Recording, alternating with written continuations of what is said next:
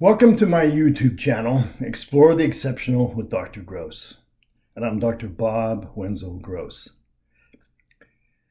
This video is from my Analyzing Anomalies series. It is episode 4, and its title is Anomalistics is a Field of Interdisciplinary Studies. The term anomalistics refers to a field of interdisciplinary study that deals with anomalies. Anomalies are rare and unusual objects and occurrences that have not been explained by conventional science.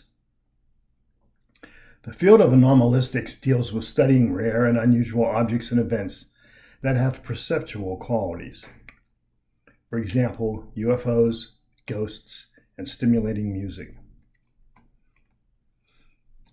To be useful, any study of anomalies must integrate knowledge and methods from different fields to achieve a real blend of methodologies. As I was saying, anomalistics involves interdisciplinary studies. Interdisciplinary means integrating knowledge, techniques, and attitudes from different fields to create a unique blend of approaches. Life on Earth is interdisciplinary. Exploring incidents involving anomalous phenomena becomes more valuable when the experiences themselves reflect real life. Life is multifaceted. Life is not compartmentalized into neat little subject matter packages. Moreover, real-world problems are complex. No single branch of knowledge can adequately describe and resolve complex issues. Deep thinkers recognize that there are a variety of viewpoints that can be combined in an effort to understand major issues. Deep thinking involves transferring information learned in one situation and applying it to new situations. This is a result of a process known as deep learning. Without deep thinking, Homo sapiens are not going to, psychologically at least, be able to deal with unique circumstances they will certainly face in the future. For example, back in 2005, I was employed by the United States Department of the Interior to oversee all aspects of turning around educational systems on the Navajo Nation. As part of my responsibilities, in 2006, I was required to attend a meeting with groups of NASA scientists and administrators at the Johnson Space Center in Houston, Texas. There I was informed that Navajos and other Native Americans were needed to participate in NASA's upcoming mission to Mars. Members of the Navajo tribe who had been immersed in the Navajo culture thought differently. They thought differently, especially when compared to people educated at scholastic institutions where only Western culture issues were taught. NASA scientists went on to explain that astronauts who were educated in a purely Western culture way of thinking were not going to psychologically be able to handle some circumstances they would face on Mars. I found that multi-day Johnson Space Center briefing to be truly amazing. At the end of the session, I signed an agreement stating I would participate in NASA's Ares/Orion space program. NASA understood that without higher order thinking skills, no solutions could be found for complex issues. Most people find that interdisciplinary forms of exploration promote engagement and learning. For example, from 2004 to 2005, I was the chief school administrator for an interdisciplinary arts charter high school in Las Cruces, New Mexico. I was hired to design, develop, and start up a new interdisciplinary arts charter school. As the site-based leader of this innovative institution, I developed, implemented, and managed the policies, regulations, procedures, and interdisciplinary arts curriculum. I had to ensure the community that all students would receive instruction that exceeded New Mexico's state education standards.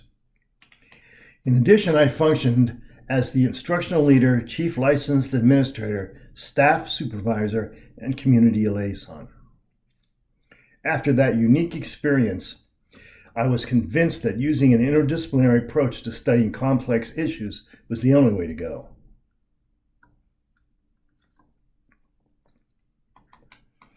Using an interdisciplinary approach for problem solving in general was an ideal way to develop higher order thinking skills.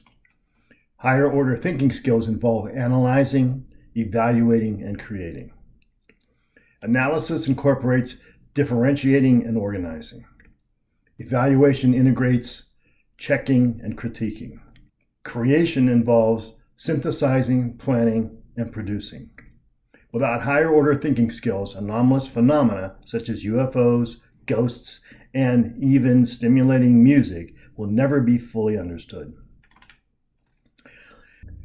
Anomalistics uses the scientific method to systematically study and evaluate the irregularities inherent to anomalous phenomena. Science is a body of knowledge acquired through curiosity and studied using a structured approach. Science is also the process of becoming less wrong over time. The structured approach to science is known as the scientific method, and the scientific method incorporates the following steps: observation, research, hypothesis building, prediction making, experimentation, and conclusion developing. Investigative research must be employed to study UFOs and other anomalous phenomena. Investigative research refers to techniques used by scientists to unearth secret, hidden, or obscure information that will accurately construct a complete image of the event under investigation. To be useful and transferable, such investigations must be conducted in a responsible manner. Adopting the scientific method is a practice that promotes conducting research reasonably. Unfortunately, some of those who study and contemplate UFOs, who are called ufologists, are pseudoscientists, not scientists. Traits of pseudoscientists include, but are not limited to, not adhering to good science, stressing ambiguous scientific claims that lack evidence, using jargon, intimidating others, and demanding that whatever hasn't been verified as false must be accepted as true. Pseudoscientists fail to disseminate factual information to the public. That results in conflicting information. Conflicting information tends to inhibit creative thought and decreases the ability to innovatively solve problems. Conflicting information causes confusion and makes it difficult for even the most atypical sages to effectively explain anomalous phenomena. Fake stories are sometimes circulated by pseudoscientists. Such stories embody a mixture of fact, science fiction, fantasy, rumor, and disinformation. In the 21st century, a majority of the public hungers for factual answers about UFOs and other anomalous phenomena. Regrettably, ufology sometimes serves people who appear adept to those who believe alien spacecraft currently exist on Earth. But spreading unproven assertions about UFOs conceals the true nature of the phenomenon. It also affords government officials the necessary cover and additional time to figure out what's really going on. Recent research shows that the United States government, ufologists, skeptics, and others may be responsible for bringing about a massive UFO cover-up. Some UFO enthusiasts believe that a truth embargo exists that even the United States government couldn't stop even if it wanted to. Where there is no evidence, there is no science. I presented at several UFO conferences with the late Stanton Friedman. He was a well-known ufology pioneer. When Stanton Friedman presented at UFO conferences, during some point in his lectures, he usually said, "Absence of evidence is not evidence of absence." However, in reality, that statement only holds true if nobody ever looked for evidence of UFOs. The more you look for evidence in places where UFOs ought to be, during times when UFOs are likely to be there, but you don't find any UFO-related evidence, the more confidence you can have that there are no UFOs. To many researchers, absence of evidence is evidence of absence. True scientists cannot afford to automatically disregard observations, information, and experiments that refute a certain theory. Scientific ufologists are a necessity. UFO literature should not be aimed at mass market lay readers alone. Instead, today's ufologists' writings must stand for accuracy, align with established standards, and withstand a stringent peer review process. Results of research must be verified. Failures can't be ignored, excused, hidden, lied about, discounted, explained away, rationalized, forgotten, or avoided.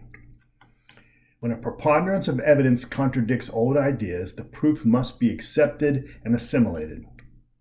Absence of evidence is certainly not evidence of existence. Absence of evidence is not evidence at all. The job of scientific ufologists is to convince, not convert. Today, more than ever, truth must be factual or at least hint at a correspondence with reality. Thank you for visiting my YouTube channel, Exploring the Exceptional with Dr. Gross. I'm Dr. Bob Wenzel Gross.